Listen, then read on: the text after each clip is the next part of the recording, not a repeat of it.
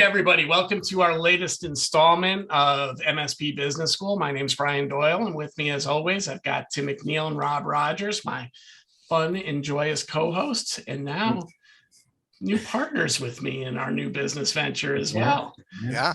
We're getting too tight, boys. Yeah. But we're not here to talk about that today. We've got a very special guest joining us today, industry veteran and well-known pundit out there, Dave Sobel, and we're excited to have him with us, and he's putting us all to shame with his backdrop today. Yeah. And outclassed. Yeah, well, I would be a really bad, I'd be a bad podcaster YouTuber if my background wasn't any good. So. Yeah. But welcome. Thanks for joining us. Oh, thanks for having me, guys. This is great fun. Yeah. So, we love to kick things off first by learning about the person. So, Dave, maybe tell us a little bit about how you ended up in this crazy world of MSP and, and doing what you're doing today with MSP Radio and your various podcasts and really just being a, strong influencer in the industry.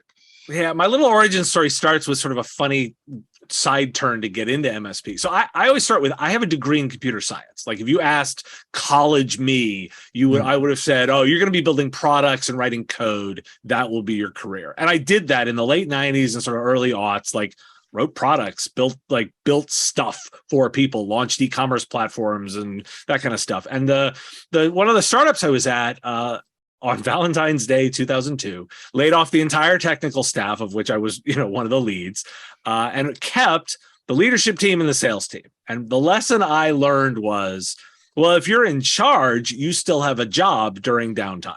Like that was literally the lesson I walked away with. And the second statement was, well, I'm smarter than those morons. I can run a company into the ground just as easily as they can, but instead keep a job. And then I made a critical decision. At the time, what my specialty was, I was a developer that knew infrastructure. I could build the web server and write the code and build the database. Like that's kind of a unique thing. And I said, I'm going to go manage infrastructure for people, because I thought that would be easier. I thought that would be easier.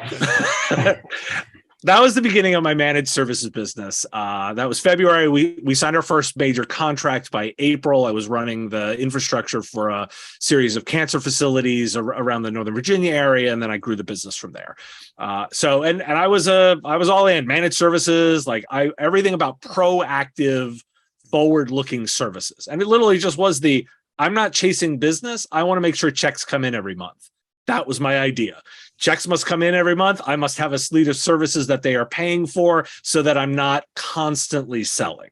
Mm-hmm. Anybody who knew me during that time frame, I was the guy going to all the conferences. I got involved with CompTIA. I was peer group guy, helped HTG launch in Europe. I wrote a book. I would speak at things. Just super involved community guy through when I ran my business. I bought a company and then I did sell it, and I sold my MSP at the end of 11.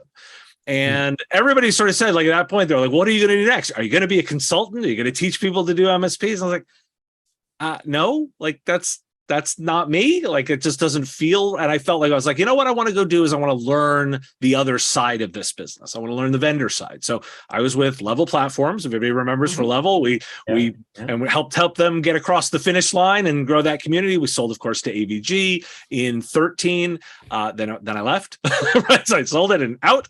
Then I was with, as people know, GFI, Logic Now, SolarWinds, where I came in and again built community and built a great team. One of the best teams I've ever worked with, in career wise, was incredibly gratifying. And the mission, right? Help MSPs grow their businesses, because if we did that, they bought more software. And I stuck around. That whole bit, career stop was 6 years. It sort of flew, and it had all these 3 different company names and changed. But for me personally, it was around learning the back end of that. How do you be a vendor? How do you grow that bit? How do I run budgets? How do I help grow that through? I wanted to learn we got bought, right? So I learned that bit. We were bought, then we took an IPO. I'd never been through an IPO. I wanted to learn that process. I stayed a year at a public company. Why? I'd never been at a public company. And it was all about soaking in more and more knowledge. And it came to a very natural end. And I knew, I was like, okay, Time to do something else. And exact same question, right? I leave, people are like, oh, what are you going to do? You going to go be a consultant? Like, no, that's not me. And I sort of say with some love, it's like, there's so many guys that are better at that than I am. Yeah. And I looked and I said, well, where can I do something interesting? And I said, I think I can do something interesting in media. And I'll tell you, for me, this has always been about, I'm building a media company. That's my vision of what I do. MSP Radio is the company. The Business of Tech is our lead product. It's a podcast and video show. And so I'm very deliberate about, this is a media company I'm building. I produce that content. That is the product. And for me, the core premise is, hey, if I super respect my audience by like writing really good content and really focusing on delivering value every single day, they will listen. And advertisers are interested in doing that because I spent 8 years at vendors knowing how they want to get their message out. So I can speak the vendor side and go, I know exactly what you need to help get your message out. Oh, and by the way, I speak solution provider natively, and I know what they want to hear. So that's the current business, is meshing those two. Because by the way, I'll laugh. How many of you have sat on a really bad webinar that really you figured out is a 30-second commercial embedded in 30 minutes of garbage? Yeah. I'd rather just give you 5 minutes of good stuff with the 30-second ad. We have had that problem here on this podcast where guys come in, from the vendor side, and even though we've tried to prep them beforehand that we don't want this to be a 30-minute infomercial, it's all about giving knowledge and sharing and helping people solve problems. That's the feedback we look for too. And my God, how many guys can't resist coming in here and turning it into a pitch fest? And some guys haven't made it on the air as a result. Oh yeah, I strong arm. It's like you're not even getting on my show. Like it's just, no. So that's kind of the trajectory, right? So that's how I got to what I'm doing now. Was I wanted to learn. And by the way, I still feel like I'm learning. The reason I do news and commentary is I love consuming that stuff. I love data. I love processing it. I love looking for trends. I just figured out a way to get people to pay me to do it. Yeah. And it is an amazing industry, right? I always say that every day we just get stupider, right? Because every day we learn how much more of this there is to learn. And it's amazing, right? And you need people that are staying out in front like yourself who can really help, those of us that might be too busy to kind of go find that ourselves, get those sound bites that help us at least understand where's the wave of change out there in the industry. Yeah, that's the idea. So that's what I'm up to. So that's how I got where I'm doing now. Beautiful. All right. Hey, so I got a quick question for you. So, in that, one of the pieces that I kind of latched onto there that I love finding out about is you said that you purchased a company before you sold your company, right? You bought somebody. How did that go? I've always disaster. heard that Yeah. Oh, it's so bad. That's what I always I screwed it up so badly. In fact, I went on somebody else's pod. It was literally called like My Greatest Mistake. I was like, oh, let me tell you about this company I bought. I went horribly. I screwed everything up. But I learned, right? So I learned a lot. And the reason I attribute the screw ups for why my sale went really well. Because it's essentially they're like, oh, I screwed everything up as a buyer, so I now know how to not do that when I sell. What was the number one thing that you could tell the audience that was, don't do this? This is the number one. Was it culture? So it's all culture. So it was. When I bought, I was super focused on the metrics and the Excel and how all the contracts and it's like, oh, that stuff doesn't matter. That stuff just doesn't matter. If you don't figure out how to manage to get the people integrated, get the people bought in, get the customers bought in, get your own people bought in. If you don't figure that stuff out, it does not matter what happens on the paper with the Excel. And that's the number one thing I screwed up.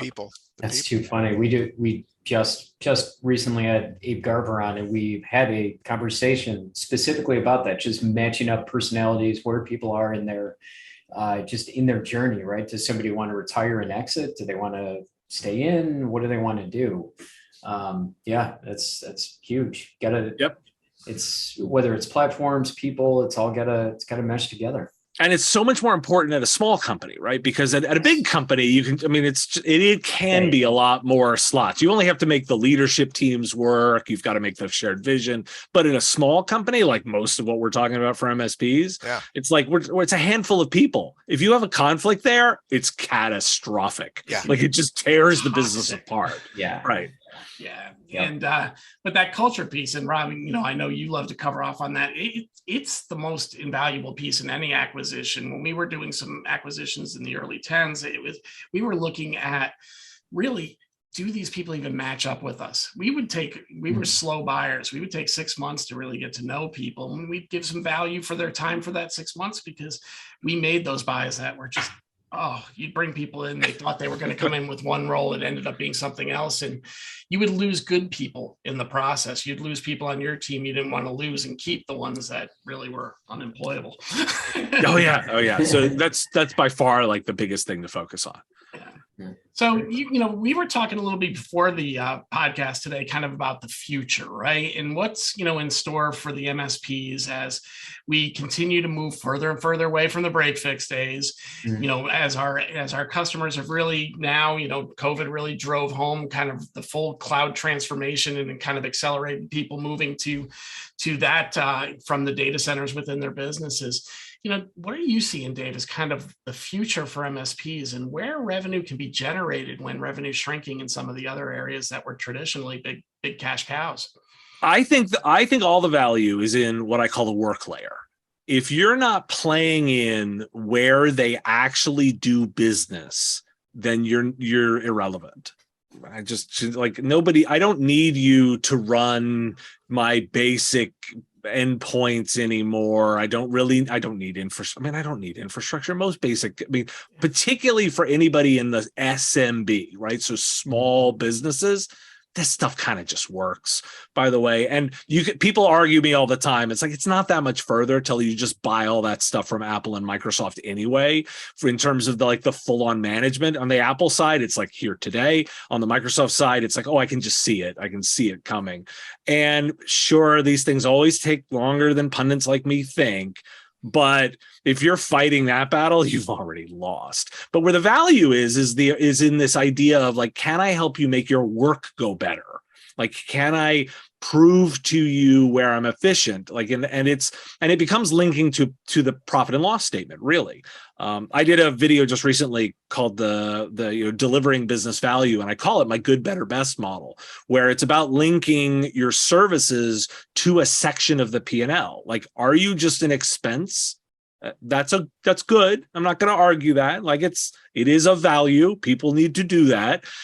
People need computers, but it's better if I can link to an actual cost of goods sold on their P&L and say, I can actually help you make this area of the P&L reduce its cost. I can help you reduce the cost, make that bit more efficient. And I can show you that the technology spend does that. But it's best if I can drive revenue.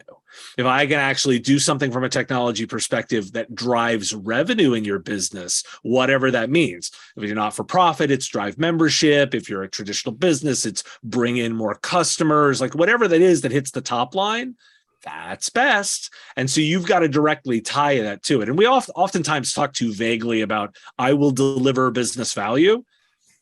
Okay.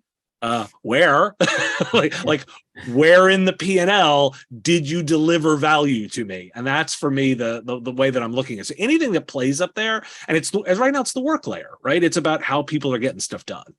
Yeah, I see it all the time, obviously, in my role, where a lot of conversations around the business review, people are always like, I want to show value, I want to do this. And then they immediately want to go to these performance stats. And I'm like, that's all about you. That's nothing about them. Where are they trying to go? What are their key objectives? Do you know that? Because if you don't, you got to start having that conversation, because that's going to lead you to where the profit is. And, I know from my seat, I've always talked very often about, look, the next MSP is going to need to understand how to automate. We love to automate ourselves. We don't spend time helping our customers understand where they they might be able to leverage automation. Obviously, security is never going to go out of style and is becoming a bigger part of the conversation. Analytics tell us, that data tells us what's going on within a business and is going to help those leaders on that side understand. I was curious if you might have some other areas that you're thinking that are growth opportunities, from a business perspective in the MSP space. I sound old school when I say this, and I don't mind doing it. I'm not necessarily saying say it to your customers, but I'm big on consulting. Like I think there is value in old school consulting. I will help you be better at your business, by the way, and I may trade time for money in that. And we called it break fix, and we all think that everything that's T&M is bad. Well, last time I checked, lawyers and doctors trade time for money, and they do very well. So let's not be dismissive of that. And I think it's kind of circling back around a little bit where some of that stuff is in vogue. You talk about like which would I rather have? A white glove business process person that works intimately with my business, or some guy in the back office who's just automated everything and I never see them? I'd rather have the white glove service where I'm feeling lots of love from the people that I'm working with, right? Yeah. And even if they're doing tons of stuff on the back end manually, I don't really care, and I'll pay the premium for that. And I want to make sure that we don't get over-rotated on the tools, and I'll automate. You can totally devalue yourself too quickly. So for me, there's a little bit of like love in the old school here is like, go back to basics. Like, you offer knowledge and advice and direction. That is the most valuable thing that you sell. Well, we used to make a lot of money selling consulting back in late 90s, early 2000s. And then I think, as the MSS or the MSP race came on, I think what we started finding ourselves doing was giving away the cow for free, right? We started doing that consulting work for the holy grail of recurring revenue. And then ultimately now we need to flip back to that model. And a lot of people are scared to do that because it's been a long time since they asked a customer for an hourly rate and really talked that way. But I think we're heading into the age of advisory, and you're spot on. When I talk about automation, it's not to be invisible. It's more, how do you help somebody take that application, be that white glove analyst who can find ways to be more efficient with the processes that these guys are implementing so they can make more money, so they don't have to hire as quickly. But critically, don't lead with it. Don't lead with that. You don't tell your customers, you know what I've done? I've replaced all my back end with a bunch of processes. Don't lead with that. Lead with, I am going to be the very personalized engagement portion that I'm going to work with you, my special flower of a customer, and you're going to feel super loved, and I'm going to make sure everything is custom to you. And by the way, I am going to take the time to understand your business. And by the way, charge for that. You do charge for that. You don't give that stuff away for free, but what do they want? They want you to understand their needs and then deliver technology to fix that stuff. Well, and I think that's, along those lines, that's something that we've talked about a couple of times on the podcast somewhat recently, right? I think the MSP community as a whole is really, there's an argument that a lot of these companies have just turned into a commodity play, flat out, right? Customer service, speaking English, guaranteed response time of an hour or less, and they haven't really figured out what makes them different. And I think, we've seen a trend recently where the companies or the MSPs that are different are the ones that are doing exactly what you just said with the white glove. I mean, it just, what's old is new. Right. And by the way, none of this has to do with tools. Like, none of it has to do with the tools. Yeah. Like, it's all like, no. I don't care. Like, I don't talk about tools very much on my show, because I'll tell you what I tell the investors that talk to me. Like, one of my things that I do is I get these guys, the Wall Street guys that want to pour money into the managed services space, and they ask me what I think, and I tell them exactly the same thing. They're all fine. All the tools are fine. Like, you and I could just, you have $1 million, Mr. Investor. You want me to build an MSP right now? I could buy any of them. I do not care. They're all fine. That's not how I'm going to win in the market. I'm going to win in the market by what's up here in my brain and how that interfaces with the customer. And so many people are spending so much time thinking some magic tool will make them different, when it's so much about the people interacting with their customers. You see the MSPs actually sacrifice profit by the tool, the shiny bright toy syndrome, right? And making changes to different tools because they think they're going to gain this little minuscule millimeter of an edge by making a change. But at the end of the day, to your point, tools are all pretty much created equal. You got to build the process around those tools. And if you get an effective process around it, you're going to be profitable. Yeah, but more importantly, let's just literally look at our own P&Ls, right? So if you're an MSP, right, and I have this sort of fictional one, what's the number one line item on your expense line item? It's your people. Like by leaps and bounds, it's your people. So spend the vast majority of your time there. like don't get me wrong, a painful tool, I get all that kind of stuff. But seriously, invest in your time in your people and making them good and that time and that way that they're efficient. Like that's the stuff that the real meat of the business.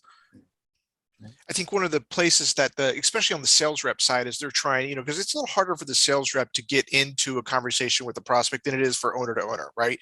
But I think one of the things, and Timmy and I teach this to the sales reps all the time, to your point in that work layer, having the conversation when they're still in that prospect form before they even get to the client stage of what are your business goals? What are you trying to do, Mr. Prospect? Are you trying to be a revenue growth type of company? Are you trying to expand, or are you trying to turtle up during COVID here and try and be more profit centric?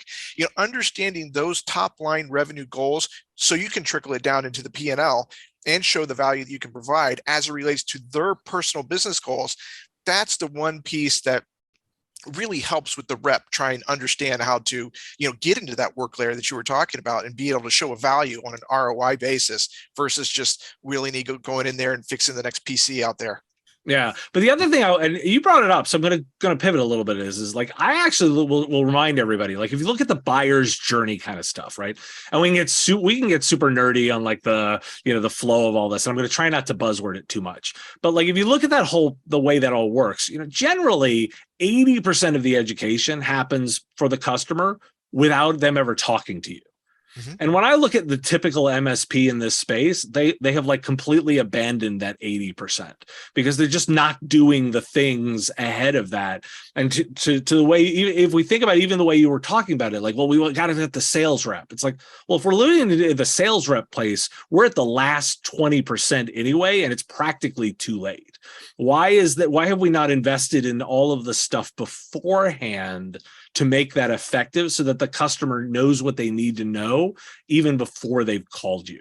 I mean, I'll go on one of my mini rants for you guys. Like so one of the projects I do is every quarter I actually index the leadership profiles of about 300 companies focused in this space. It's a little bit less than half solution providers. The other half sort of vendors. And what I'm actually mapping is I'm mapping the diversity. I'm looking at the leadership teams to understand their how male and female they are, how white, black, not like, because I'm trying to measure that, right?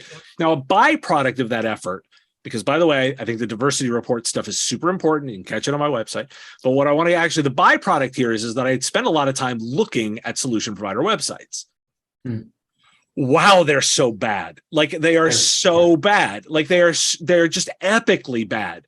And what I mean by this is like the most that anybody does is if I go to 90% of solution provider websites, there's like 3 pages, right? And it's generally kind of this quasi menu of services that is about them. And the only way to interact and learn anything is like a contact us either form where I have to fill out a form. How 90s is that, and get in touch with somebody, or a phone number, and heaven forbid you call an MSP, because you're definitely not getting a person that's going to talk to them. You're going to get some phone tree, right? So I'm a web shopper. I'm involved with looking around and looking. And what are the only 2 ways that I can interact with you in any way? Fill out some form and wait for some guy to get back to me, or call you? Like, what? like I could go buy a $4 million house right now on Redfin, virtually tour the whole thing, learn everything I want to know, and like put in the contract without talking to anybody. I could buy a car. I can open a bank account so I can have a complete banking relationship. I could get like insurance right now. I could get like every other business service I could get online, but heaven forbid a managed services provider, we're too special to sell online. Well, I think there's that fear of, I don't want to show my pricing. I don't want to this. I don't want to that. That goes with it. And, I remember 20 years ago when, if you remember Mike Cooch over at Everon, when he was doing the rounds, his biggest thing is I put all my prices right on the website because I just want to pre-qualify people. Well, right. But more importantly, for any MSP, like, have you tried Googling how much does an MSP cost? Yeah. The vendors give the information away. One of the top results is ConnectWise.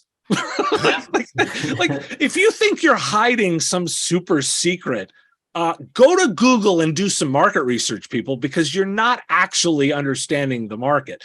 This is one of my big things. I think this is a big opportunity that MSPs are completely missing out on, is how can I interact with you digitally in the current world, particularly because when we think about a new buyer, they're not buying the same way that a 50-something-year-old owner is buying. So if I'm an MSP today, what would be the one place you'd tell me to start on that journey?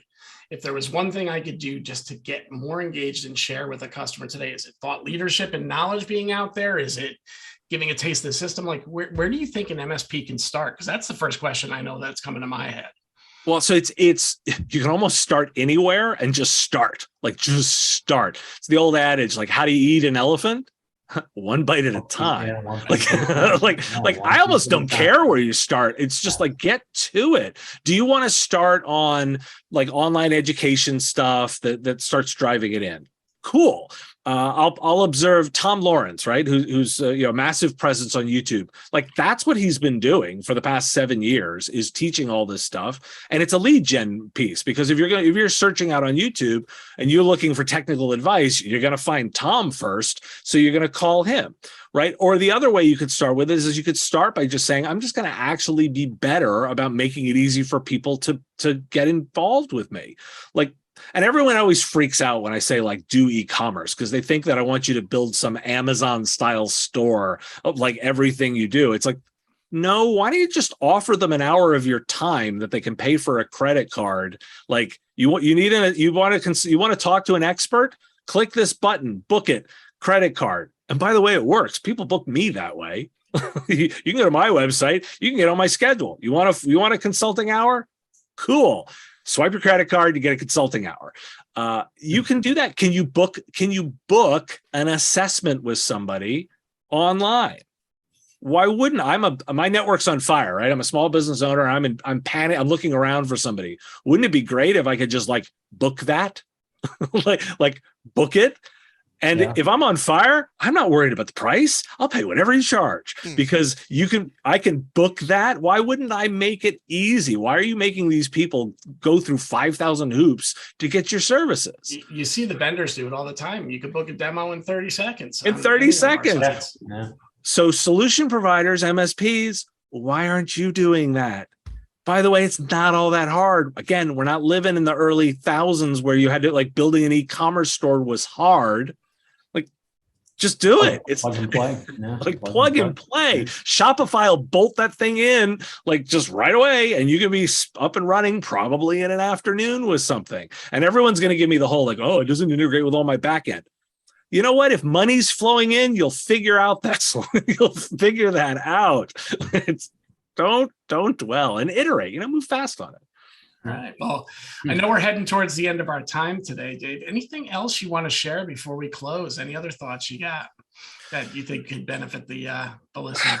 We've covered so much, so a bunch of different spaces already in this. Is like, look, the one thing that I will tell you is I spend a lot of time thinking about what the Dave in 2002 would do in 2022. Right. So I'm putting myself back, I was 25, 26 years old when I founded my MSP back then. If I was 25, 26-year-old right now, what would the business I look like now with no legacy garbage dragging me down look like? And the reason I spent a lot of time thinking about that is you can't tell me that there aren't people in that generation thinking about starting IT services companies, and they are unhindered by all the garbage we've been doing for the last 20 and 30 years. And they're your future competitors, if not your competitor right now. Mm-hmm. And so anybody that's saying, well, we've been doing it for the same way for 30 years. It's like, okay, well then, look who's coming to like clean your clock, because they're young, eager, and they can get access to these resources so fast. And don't think they're going to build the business exactly the same way you did. They all like, well, you must have a PSA and an RMM to start an MSP. I'm not sure of that, guys. Have you talked to the young guys? If you go with what I'm thinking and saying like, well, the values in the work layer, those products don't necessarily help me in the work layer. I'm going to have a different set of expertise, but they're my actual competition for legacy guys. Mm-hmm. And I want to break out of this, like, a best practice is somebody's opinion. Like, no, like, let's go look at the market. Let's see what's happening out there right now. And like, think about your competitor who's coming to eat your lunch in those terms. Just said the saddest statement there. People that are still doing it the same way they've been for 30 years. When we think about how much the market has changed in the cycles we've been through in the last 30 years, it's just crazy to think. And crazy. And those younger guys, they forget they're digital natives, man. They've only known how to do things this way. So they're so excited. They're so exciting. I like one of the fun things I have. My YouTube audience skews younger. And the interactions that I have with that, with those in that generation, the 20 and 30 business owners, it's like, oh, they're just so exciting, and they're full of that, youth energy and new ideas. And you look at that, and you're like, oh, it's so cool. And they're moving at different speeds, and they're focused on different things, and they have just a different way of looking at it that I find exciting. And I look at this and say, like, yeah, that's clearly the way the tech is going. Maybe the rest of us need to continue to watch that and not necessarily think, oh, I got this all figured out. I've figured it all out for the last 20 years. You're in tech because you like change, right? Yes. All right. Well, fellas, Dave, we really appreciate you being here today. For anybody that is looking to get in touch with Dave, we will be including his LinkedIn profile with the podcast. Also, this episode will be up on mspbusinessschool.com and anywhere that you get your podcast. As always, Brian, Tim, Dave, I appreciate all of you being here today, and have a great afternoon.